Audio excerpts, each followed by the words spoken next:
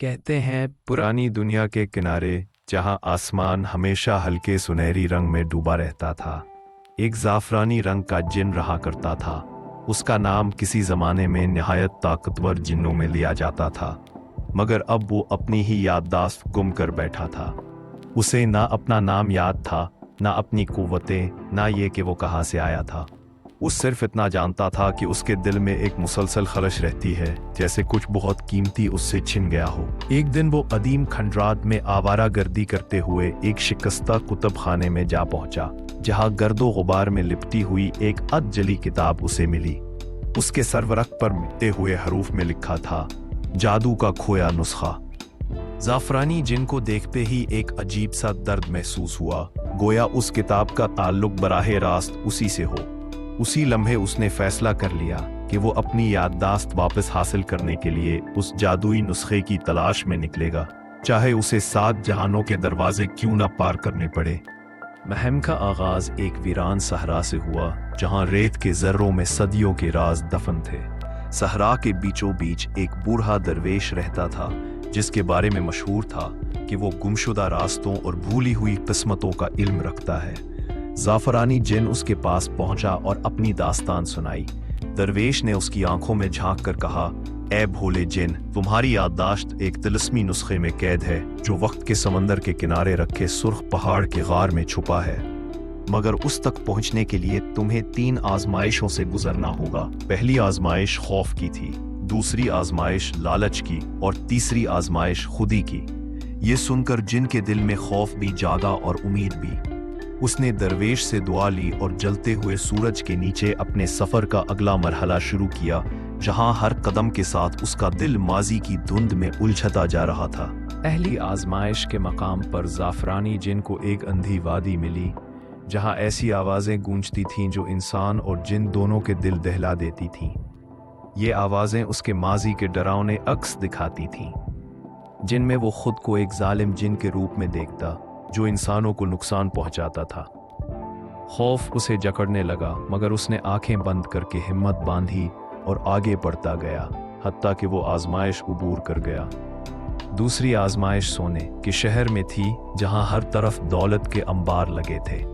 ایک سنہری تخت پر ایک مکروہ دیو بیٹھا تھا جو اسے بے حد طاقت اور بادشاہی کا لالچ دے رہا تھا، بشرطی کا وہ جادو کے نسخے کی تلاش ترک کر دے۔ کچھ لمحوں کے لیے جن کا دل مچل گیا، مگر پھر اسے اپنے خالی ذہن اور ٹوٹے ہوئے وجود کا خیال آیا، اور اس نے لالچ کو ٹھکرا دیا۔ یوں وہ دوسری آزمائش سے بھی کامیابی سے گزر گیا، مگر تیسری آزمائش سب سے زیادہ مشکل ثابت ہونے والی تھی۔ تیسری آزمائش سرخ پہاڑ کے غار میں اس کا انتظار کر رہی تھی۔ یہ آزمائش اس کی اپنی ذات سے متعلق تھی۔ غار کے اندر ایک صاف شفاف آئینہ نصب تھا۔ جیسے ہی زعفرانی جن اس کے سامنے آیا، اس کا اصل روپ ظاہر ہو گیا۔ اسے یاد آنے لگا کہ وہ دراصل جادو کے محافظوں میں سے ایک تھا، مگر طاقت کے غرور میں آ کر اس نے جادو کا نسخہ چرا کر اپنی مرضی سے دنیا کو بدلنے کی کوشش کی تھی۔ اسی جرم کی سزا طور پر اس کی یادداشت سلب کر لی گئی تھی۔ یہ سچ جان کر جن کی آنکھوں سے آنسو بہنے لگے۔ اسے پہلی بار اپنی غلطیوں کا مکمل ادراک ہوا۔ آئینے سے آواز آئی، اگر تم واقعی اپنی یادداشت اور طاقت چاہتے ہو تو پہلے اپنے گناہوں کا کفارہ ادا کرو۔